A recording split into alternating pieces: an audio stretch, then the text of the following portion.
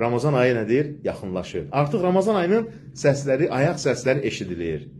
Bir cümə önümüzdəki cümədən sonra, yəni artıq nədir? Ramazan ayı. Ramazan ayı sevinc ayıdır. Ramazana yaxın insan daha çox sevinməlidir. O barədə danışacaq inşallah. Daha çox dua etməlidir. Daha çox Rəbbindən bağışlanma diləməlidir. Nəyə görə? Çoxlu bağışlama diləyən insan, yəni Rəbbim məni bağışla, günahlarımı bağışla, əstağfurullah zikri. Niyə? Çünki günahlar bağışlananda Uca Allah onu müvəffəq edər. Ona görə hər zaman nə deyir alimlər? Hər bir xeyir mövsümündən əvvəl çoxlu bağışlanma dilə ki, ən çox o xeyir mövsümündə, o Ramazan ayında daha çox fayda əldə edənlərdən olasan. Rəbbimiz Ramazana qovuştursun bizləri. Ramazanı xeyirli, bərəkətli eləsin. Bu gözəl vətənimizə, bu gözəl xalqımıza daim dualar eləməliyik.